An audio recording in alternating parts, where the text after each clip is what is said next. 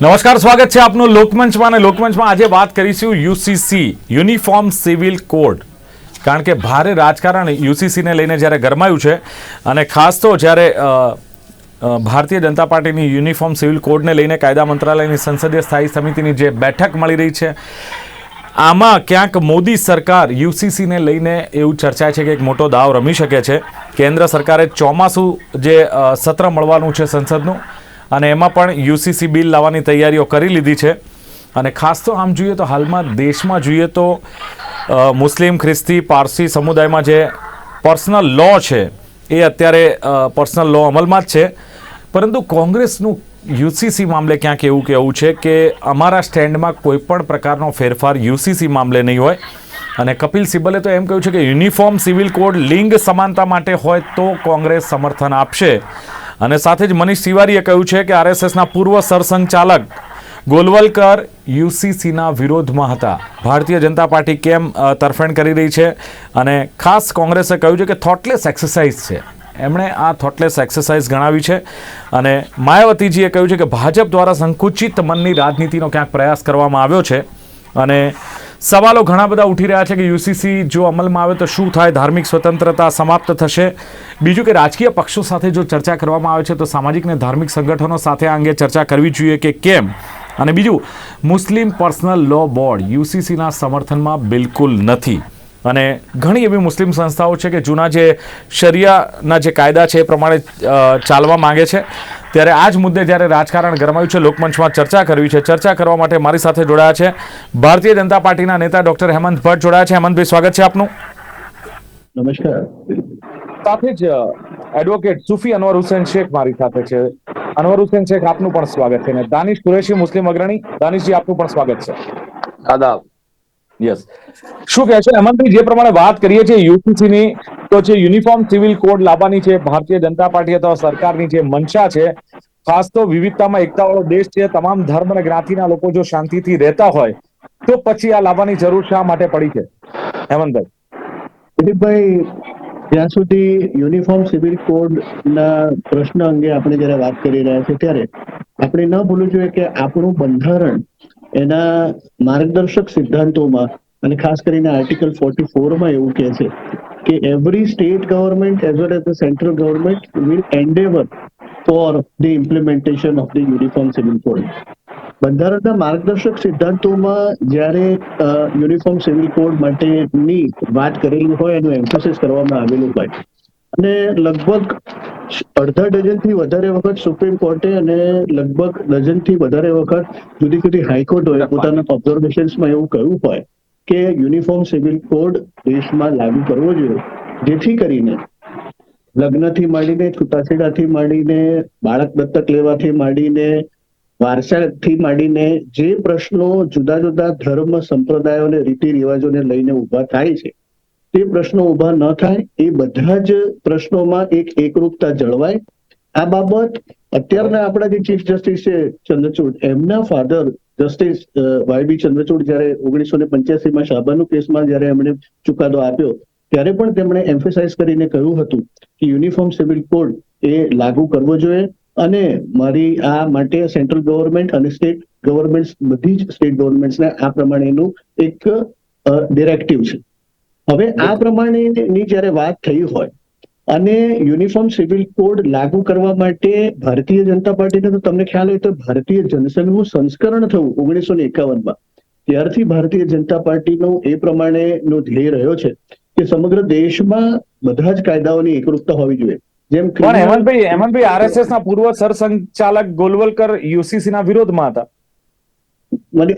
તમે મનીષ તિવારીજીના સ્ટેટમેન્ટની સાથે આપણે જયારે આર્ગ્યુમેન્ટ કરતા હોઈએ ત્યારે આપણે વાઇડર પર્સપેક્ટિવમાં એ રીતે જોવું જોઈએ કે ઘણી વખત વ્યક્તિગત અભિપ્રાયો અને આખા એક પક્ષની વિચારધારાના અભિપ્રાયોમાં ક્યાંક ભિન્નતા જોવા મળે છે.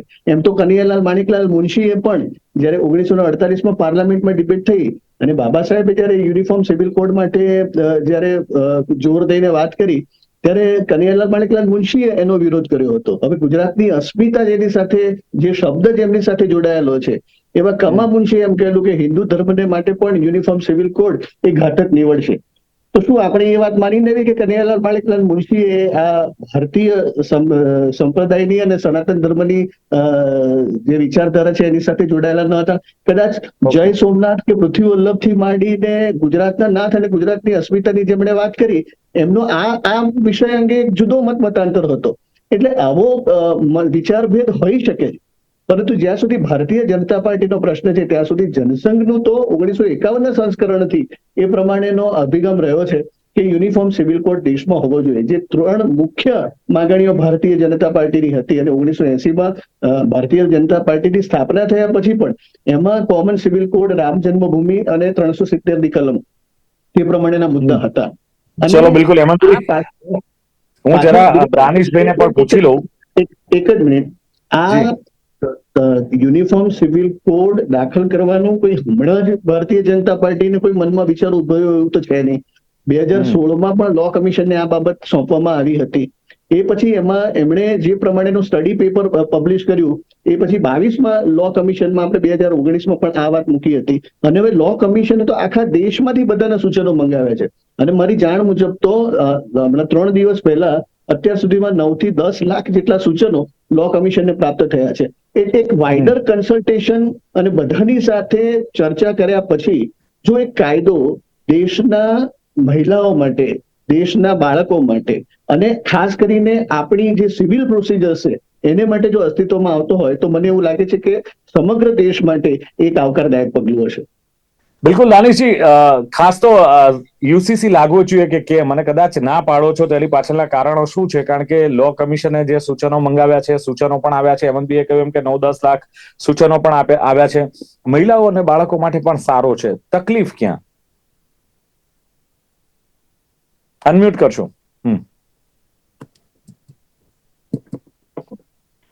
હવે આવે છે અવાજ? હા, બિલકુલ બિલકુલ, બોલો. હવે સૌથી પહેલા હેમંતભાઈએ જે વાત કરી કે દેશની અંદર લગભગ 10 લાખ થી જેવા લોકોએ આની અંદર એન્ડોર્સ કરવાનો પ્રયત્ન કર્યો છે. તો વિચાર તમે કરો કે આપણા દેશની વસ્તી લગભગ 1.25 કરોડની આજુબાજુ છે અને અંદર એવરેજ તમે જોઈ શકો છો તો લગભગ 70 થી 75 કરોડમાં જે પ્રજા છે.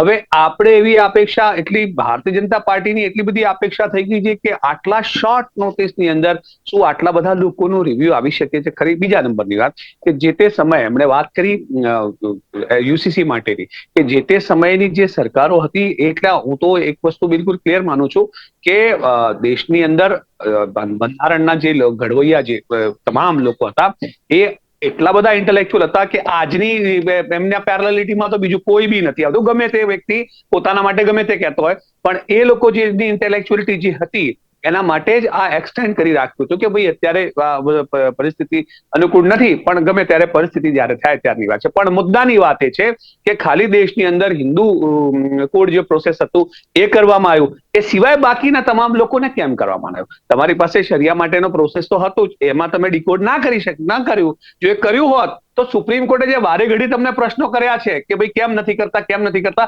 કારણ કે એમની પાસે બિલકુલ કોઈ ડ્રાફ્ટ આખું ક્લિયર નહોતું. એના માટે દર વખતે આપણે એમને જુદી જુદી વાત કરવી પડે. પ્રોબ્લેમ આપણે અહીંયા જે દેશની અંદર છે, સૌથી મોટી વસ્તુ છે નોર્થ ઇસ્ટની વાત હોય કે ગોવાની વાત હોય કે બીજા તમામ જે ટ્રાઇબલ્સ છે એની વાત હોય, તમે આ બધું જે કલ્ચર છે દેશનું એ તમે કઈ રીતે કઈ દિશામાં લઈ જશો? અસદુદ્દીન ઓવૈસી સાહેબે તો ત્યાં સુધી કીધું કે શું દેશમાં તમે એક જ ધારો બનાવવા માંગો છો? એમણે તો સ્પષ્ટ કીધું કે શું દેશને હિન્દુ કોડ તરફ તમે લઈ જવાનો પ્રયત્ન કરો છો?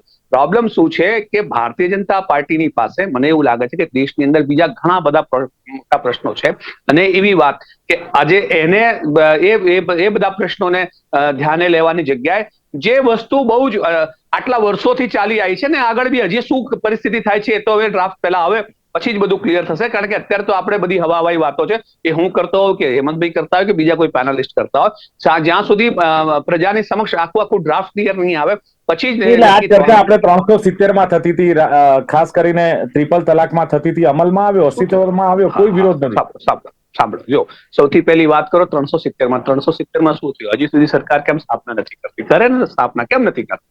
ક્યારે કરશે? આટલો સમય તો નીકળી ગયો છે. તો એક તો આ બીજી વાત, અને આ તો એક વાત થઈ. બીજા નંબરની વાત, તમે ટ્રિપલ તલાકની વાત કરો છો. ટ્રિપલ તલાક બાબતે મેં તો ચોખ્ખી સ્પષ્ટ ઓવેસી સાહેબે તો પાર્લામેન્ટની અંદર કીધું કે હવે તમે આંકડા તો બહાર પાડો, કારણ કે કર્યું છે શું, તમે ટ્રિપલ તલાકના નામે જે છોકરાઓને, જે પુરુષોને જેલમાં નાખી દીધા છે, એ હવે બિચારા પત્ની, કારણ કે ટ્રિપલ તલાકના આધારે તલાક તો થયા નહીં, હવે તલાક નથી થયા તો પત્ની એના ઘરને બિચારી જતી રહી, એની પાસે કોઈ એ નથી, આવકનો કોઈ સાધન નથી એની પાસે, અને પુરુષ બિચારો જતો રહે. સાંભળી લો, મુસ્લિમ બહેનો તો કહે છે આશીર્વાદ રૂપ છે, ટ્રિપલ તલાક થયું, અમે નર્કમાંથી બહાર આવ્યા, આશીર્વાદ રૂપ છે.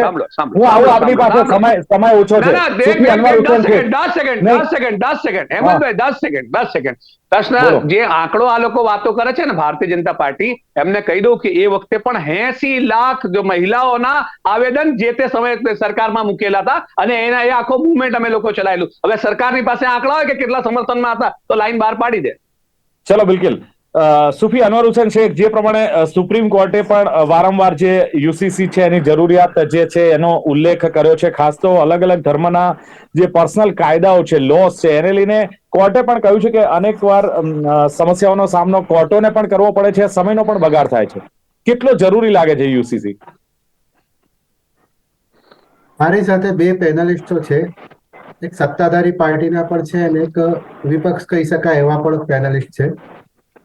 હું વચ્ચે મધ્યસ્થ તરીકે આજે બેઠો છું. મારી વાત જે મૂકવાની જે છે એ આ બાજુ બી નથી ને આ બાજુ બી નથી. હેમંતભાઈ આજે જે વાત કરે છે કે યુસીસી કેટલું સારું છે એ ગણાવવાના પ્રયત્ન કરે છે, અને દાનિશભાઈ એ ગણાવવાનો પ્રયત્ન છે કે યુસીસી કેટલું ખરાબ છે. તો હું એની વચ્ચે વાત જે તમને કરું છું કે યુસીસી જે છે એ બેઝિકલી જે છે એક પેન્ડોરા બોક્સ છે. હવે પેન્ડોરા બોક્સ આપણે જયારે ખોલવા જઈએ છીએ તો ઘણા પ્રકારના એની અંદર જે છે એવા નાના નાના વસ્તુઓ આપણને, પેન્ડોરા બોક્સ એટલે સમજી શકો છો આપ, એટલે એમાં ઘણી વસ્તુ એમાંથી આપણને નીકળશે, ડંખ પણ મારશે અને ઘણું બધું વસ્તુ નીકળશે. જ્યારે સુપ્રીમ કોર્ટની અંદર છેલ્લા એક કાયદાની અંદર જે છે એક જેન્ડર જસ્ટિસના ઉપર એક જજમેન્ટ અત્યારે હજુ બાકી છે, એમાં જે લાર્જ સ્કેલ પર જે સુનાવણી થઈ ત્યારે કેન્દ્ર સરકારના જે સોલિસિટર જનરલ છે તુષાર મહેતા સાહેબ, એમણે એક દલીલ કરી કે એક કાયદો બદલવાથી, એક કાયદામાં સંશોધન કરવાથી 29 જેટલા કાયદાને ઇફેક્ટ થશે. એ તમામ કાયદાઓ જે છે એને અમારે આખા રિવાઇવ કરવા પડશે અથવા રિવ્યુ કરવા. આ જ વસ્તુ જે હું તો કહેવા માંગુ છું કે જે યુસીસી જે છે લાંબા ગાળે આપણા માટે બહુ સારું છે, લાંબા ગાળો, પણ એને માટે ઇમ્પ્લિમેન્ટેશન કેવી રીતે થશે એના ઉપર છે.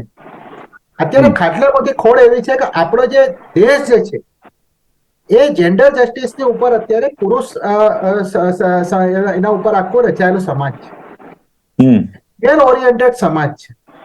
હવે મેલ ઓરિએન્ટેડ સમાજની અંદર આપણે ફિમેલને આજે યુસીસી નો જે શોર્ટ ફોલ આપણે એક શબ્દમાં જે એ કરવું હોય તો મહિલાઓને થતા અન્યાયની સામે ન્યાય અપાવવાની વાત છે. હવે યુસીસી ની અંદર કેટલા પુરુષો, જે પુરુષનો અધિકાર જે છે એ સાર્વભૌમત અધિકાર જે છે એ અધિકારને કેટલા લોકો જવા દેશે? આખો સમાજ જે છે આમાં સાઉથ ઇન્ડિયાની વાત કરીએ કે નોર્થ ઇન્ડિયાની વાત કરીએ તો મેલ ઓરિએન્ટેડ સમાજની અંદર ફિમેલ ઓરિએન્ટેડ કેવી રીતે એનો ક્લબ કેવી રીતે થશે? આમાં કેટલા બધા કાયદાઓ જે છે એની જટિલતાઓ જે છે, ધારો કે આજે આપણે જે ક્રિમિનલ કાયદો જે છે એ તો કોમન સિવિલ કોડ જ છે. ક્રિમિનલ 302 કોઈને હોય તો કોઈને અલગ કાયદાની અંદર આપણે નથી એને એ કરતા કે ભાઈ મુસ્લિમ માટે અલગ લો છે કે હિન્દુ માટે અલગ લો છે. આ ક્રિમિનલ કોડ આ જે સામાજિક, જે સિવિલ લો જે છે, સામાજિક લો જે છે, એમાં દરેકના પોતપોતાના રિલીજન અને એની સાથે સેન્ટિમેન્ટ જોડાયેલા. તો એની સાથે સાથે જે કાયદા જે છે પરિપ્રેક્ષમાં આપણે જોઈએ તો મુસ્લિમ મહિલાઓ પણ જયારે મેન્ટેનન્સની વાત આવે છે, એમના હસબન્ડ તરફથી કોઈ પણ જાતનો અન્યાય થાય છે કે ફેમિલી તરફથી અન્યાય થાય છે, એવા લોકો જે છે એ લોકો 125 CRPC ની કલમ હેઠળ જ એ લોકો પણ ન્યાય માંગતા હોય છે. ફેમિલી કોર્ટોની અંદર એવા હજારો લાખોની સંખ્યામાં કેસો ભરેલા પડ્યા છે. કોમન સિવિલ કોડની વાત કરું છું તો એ કોમન સિવિલ કોડની અંદર તમારી મેન્ટેનન્સ, લગ્ન, તમારા વારસાઈ હક્કો એ જ ખાલી સોર્ટ આઉટ કરવાના છે. તો ઓલરેડી આપણે તો કોમન સિવિલ કોડ અપનાવી ચૂક્યા છે. નહીં, પણ તમે જુઓ કે સુફી અનવર હુસૈન છે કે જયારે મુસ્લિમમાં મેરેજ થાય છે કે હિન્દુમાં થાય છે કે અન્ય કોઈ થાય છે, મેરેજ થયા પછી તમારે મેરેજ રજીસ્ટ્રેશન હવે કમ્પલસરી થઈ ગયું છે. રજીસ્ટ્રેશન જે છે એ કમ્પલસરી, કોઈ પણ લગ્ન કે મરણનું રજીસ્ટ્રેશન કમ્પલસરી હોય છે. બીકોઝ પાસપોર્ટ લો ની અંદર, પાસપોર્ટ એક્ટ ની અંદર પણ પાસપોર્ટ કઢાવવા જોઈએ તો મેરેજ રજીસ્ટ્રેશન તમારે કમ્પલસરી જોઈએ છે. રહી વાત વારસાની વિરસાની, તો એની અંદર પણ 1/3 વારસો પણ કોઈ આપતું નથી. છોકરીઓને વારસો આપવા માટે લગ્ન કરી દીધા એટલે પૂરું થઈ ગયું, કોઈ વારસો નથી આપતો. જનરલી બધું જોવા ગયું છે. એટલે આખા જે સમાજની જે વાત જે છે, આજે 125 ના ભરણ પોષણના કેસો આપણે જોઈએ તો મુસ્લિમ મહિલાઓ અગ્રેસર છે લેવામાં. તો સિવિલ કોડ જ આવી ગયો ને, આ તો તમે અપનાવી લીધો. ક્યાં સરિયા કોડ આમાં આવ્યો? સરિયાની હિસાબે તમે કઈ જગ્યાએ તમે સરિયા લો ની અંદર તમે કામ કર્યું? આજે 498 ના કેસ હોય, મેન્ટેનન્સ ના કેસ હોય, ડવરીના કેસ હોય, ડોમેસ્ટિક વાયોલેશન ના કેસ હોય, તમામ કેસોની અંદર કોઈ પણ જ્ઞાતિ, કોઈ પણ ધર્મ, કોઈ પણ એનો હોય, એ દરેક લોકો સામૂહિક રીતે એનો ઉપયોગ કરી જ રહ્યા છે. એટલે આની અંદર ખાલી જે મેન્ટેનન્સ કરવાની, એમાં ક્લબ કરવાની વાત છે દરેક કાયદાની અંદર. તો આમાં જે ભારતીય જનતા પાર્ટીની જે સરકાર જે છે એને જે બળ મળે છે એનાથી જ મળે છે કે કોઈ રિલીજીયસ કાયદાનું તો ઇમ્પ્લિમેન્ટ કરતું જ નથી, બધા જ સિવિલ કાયદા ઉપર આવે છે, બધા જ ચલો બિલકુલ હેમંતભાઈ, આવે છે. તો એવા સંજોગો, એક સેકન્ડ દિલીપભાઈ, એક સેકન્ડ પૂરી કરી લઈએ. તો એવા સંજોગોની અંદર આ કાયદા બનાવનારા માટે તો ઈઝી છે. આપણે પોતે, જે હું મુસ્લિમ સમાજમાંથી આવું છું, પણ મુસ્લિમ સમાજની હું વાત કરું છું, પીડાની વાત કરું છું કે આજે મુસ્લિમ મહિલાઓ બિલકુલ ભારતીય કાયદાઓનો ઉપયોગ કરી રહી છે, એમાં ક્યાંય સરિયાલો આવતો જ નથી. તો એવા સંજોગોની અંદર સિવિલ કોડ આવે કે સરિયાલો આવે, ફરક શું પડવાનો છે? બરાબર છે. ચલો એમાં સવાલ એ છે કે ભારતીય કાયદાનો ઉપયોગ ઓલરેડી થઈ રહ્યા છે. ક્રિમિનલ કોડ, આઈપીસી હોય કે સીપીસી હોય, ઓલરેડી અમલમાં છે, બધા માટે કાયદા છે, તો પછી યુસીસી ની જરૂરિયાત ક્યાં ઉભી થાય છે? દિલીપભાઈ, જેમ હિન્દુ કોડ બિલ પ્રમાણે આપણે હિન્દુ કાયદાઓને કોડિફાઈડ કર્યા 1950-60 ના દાયકાઓમાં, એમ બધા જ કાયદાઓને કોડિફાઈડ કરવા એટલા માટે જરૂરી છે કે જે મારા મિત્ર અનવર હુસેનભાઈ વાત કરી રહ્યા છે એ પ્રમાણે વારસાઈમાં શરિયા લો પ્રમાણે જે મિલકત છે, વારસાગત મિલકત, એ જે દીકરાને મળે એના કરતા દીકરીને અડધી મળે. એ જ રીતે ચાઇલ્ડના મેરેજની, આપણી જે દીકરીની મેરેજની એજની વાત છે, તો શરિયા લો પ્રમાણે દીકરી એજ ઓફ પ્યુબર્ટી એને એટેન્ડ થાય એટલે પછી એના મેરેજ થઈ શકે. એટલે તમે માનશો 9 વર્ષે, 11 વર્ષે, 13 વર્ષે પણ મેરેજ શરિયા લો પ્રમાણે એ વેલિડ છે. જયારે તમે જોવા જાઓ તો આપણો પોક્સો એક્ટ છે, જે સેક્સ્યુઅલ એક્સપ્લોટેશનને રોકવા માટેનો એક્ટ છે, એના પ્રમાણે 18 વર્ષથી નીચેની ઉંમર ના કોઈ પણ દીકરીનું જાતીય શોષણ એ ગુનો છે. 10 વર્ષની જેલની સજાથી માંડીને ફાંસીની સજા સુધીની જોગવાઈ છે. હવે આ બધા લો એકબીજાની સાથે કોન્ફ્લિક્ટ થયા કરે છે. તો મારી દ્રષ્ટિએ જો કાયદા કોડિફાઈડ થતા હોય, શું દિલીપભાઈ આપણને નથી લાગતું કે વારસાઈમાં દીકરા અને દીકરીને, ચાહે કોઈ પણ ધર્મનો હોય, એ હિન્દુ હોય, મુસ્લિમ હોય, ખ્રિસ્તી હોય, શીખ હોય, વારસામાં દીકરા દીકરીને સમાન હક મળવા જોઈએ? શું આપણને એવું નથી લાગતું કે લગ્નની ઉંમર દીકરીની 18 વર્ષ અને દીકરાની 21 વર્ષ જો હિન્દુ સમાજ માટે હોય, ક્રિશ્ચિયન સમાજ માટે હોય, તો આખા ભારતના બધા જ સમાજ માટે એ પ્રમાણેની એજ હોવી જોઈએ? શું આપણને એવું નથી લાગતું કે પોલીગેમી ન હોવી જોઈએ?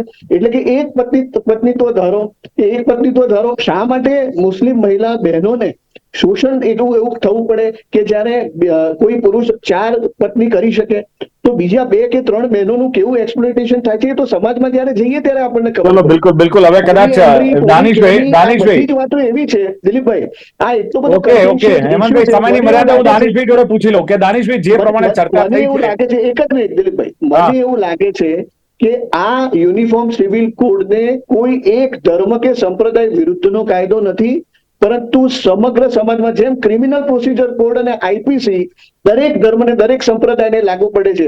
એમાં સનાતન ધર્મ નથી આવતો, દાયભાગ નથી આવતો, મિતાક્ષરી નથી આવતો, એમાં શરિયા લો નથી આવતો. ક્રિમિનલ પ્રોસિજર કોડ ને આઈપીસી જો બધા જ નાગરિકોને એક સમાન રીતે લાગુ પડે તો કોમન સિવિલ કોડ જો બંધારણ એવું કહેતું હોય, સુપ્રીમ કોર્ટ 6 વખત આપણને કહી ચૂક્યું હોય, તો શા માટે બધા જ સંપ્રદાયના, બધા ધર્મ માટે? દાનિશભાઈ વિરોધ કેમ? જે પ્રમાણે કહ્યું કે સીપીસી છે, આઈપીસી છે, દરેક ધર્મ, દરેક સંપ્રદાયને લાગુ પડે. બીજું તમે જો મુસ્લિમ મહિલાઓનું શોષણ થાય છે, એમનું કેવું કે એક પુરુષ 2, 4 ને 5 પત્નીઓ રાખતા હોય છે, ત્યારે બીજું 302 હોય, 125 હોય કે 498 હોય, આખરે તો આપણે આ કાયદાઓનો જ ઉપયોગ કરીએ છીએ ને બધા જ માટે. અનમ્યુટ કરશો. સૌથી પહેલા તો હેમંતભાઈને હું એ પૂછવા માંગુ છું કે આખા દેશની વાત તો તમે જવા દો. ગુજરાતની અંદર છેલ્લે મુસ્લિમ સમાજની અંદર 5 વર્ષ 11 વર્ષ ને 12 વર્ષ ને 13 વર્ષ ને 14 વર્ષની જે રિલેશનની જે વાત કરે છે, લગ્નની જે વાત કરે છે, એમની પાસે કેટલા કેસીસ છે સરકારમાં છે પૂછી લો. નંબર 1 બહાર આવી જશે.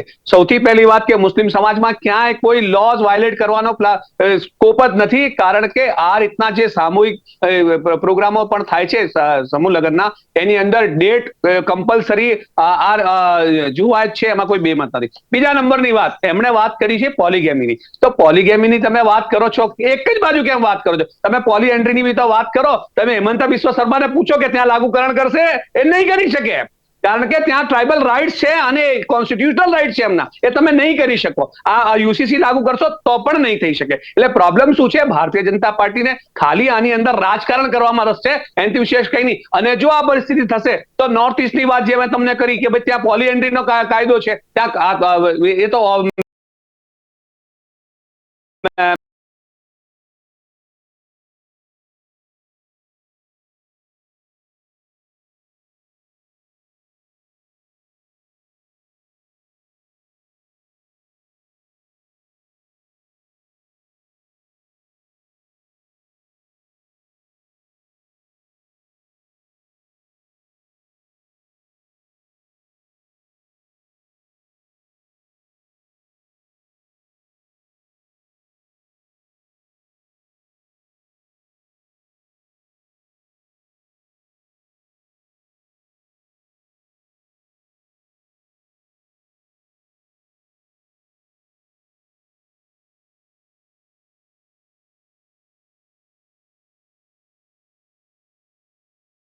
મેટર અદાલતમાં પડી છે. બીજા નંબરની વાત મેં તમને કીધું. દાનિશભાઈ, એ ચિંતા સરકારને કરવા દો ને. તમે તમારા મુસ્લિમ સમાજને પૂછ્યું કે અગ્રણી તરીકે તમે તમારા views બતાવો છો. મુસ્લિમ સમાજને પણ પૂછો ને, એમના views શું છે?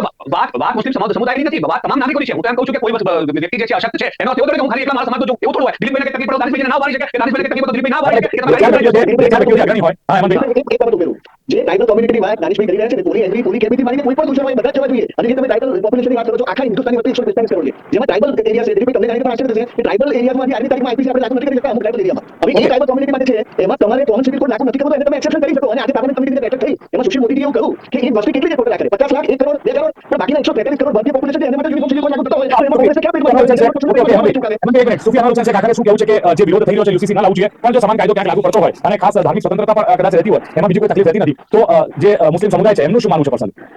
હું અત્યારે હેમંતભાઈ સાથે બેઠા છે, કોઈને વિરોધ નથી. પહેલી વાત તો તમને કહેવા માંગુ છું, સંશય છે. સંશય છે કે શું કરવા માંગો છો? સંશય શું છે? મહિલા પ્રધાન બનાવવાનો છે કે પુરુષ પ્રધાન બનાવવાનો છે? ભારત દેશ પુરુષ પ્રધાન દેશ છે. એટલે માઇનોરિટી એવું માને છે કે આ ઇમ્પોઝ કરવામાં આવે છે. અત્યારે આ એક સામાન્ય સિદ્ધાંત છે કે તમે કોઈ પણ કાયદા ઇમ્પોઝ કરો છો, કોઈને સાથે કન્સલ્ટ નથી કરતા.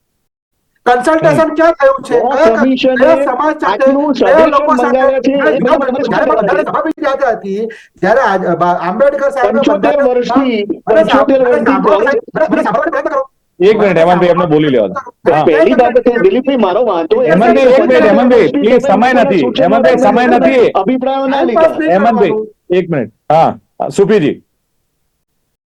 બંધારણની સભા જ્યારે પણ હતી ત્યારે કન્સલ્ટેશન હતું. જ્યારે પણ કાયદા બન્યા હતા ત્યારે કન્સલ્ટેશન હતું. વિધાઉટ કન્સલ્ટેશન તમે કોઈના ઉપર, અત્યારે લોકોને એવું, મને પોતાને લાગે છે કે અમારા પર ઇમ્પોઝ કરી રહ્યા છે. મને સંશય છે, મને ડર નથી, મને બીક નથી, મને બીક નથી, મને સંશય છે. મને મોકલો ને. મારી વસ્તુમાં આજે લો કમિશને મારી સામે નહીં. અરે પણ હજુ બોલવા તો દેશો મને, હેમંતભાઈ. ના, પણ હું તમને એક સૂચન કરું છું, તમે તમારા સૂચન લો કમિશન ને મોકલો ને. હજી મહિના સુધી મોકલી શકાય એમ છે. સાહેબ, એ બધા અમે મોકલીશું, પણ એ વસ્તુ અત્યારે તમે કેવી રીતે કહેવા માંગો છો કે હિન્દુઓના કાયદા જે છે બધા પર લાગુ પડશે? અને એવું ક્યાં કોઈ કહે છે? તમે તમારા કરવાની ક્યાં વાત છે આમાં? એવું ક્યાં તમે જે બોલ્યા એને હું વાત કરું. એ તમારું અર્થઘટન ખોટું તમે કહેવા માંગો છો અત્યારે કે ભાઈ એક પત્ની થઈ જશે, બહુ પત્ની તો પૂરું થઈ જશે, તો જે મેજોરિટી વ્યૂ જે છે અભિપ્રાય લેવાના છે. અત્યારે તો કોઈ ડ્રાફ્ટ નથી. માંગો છો?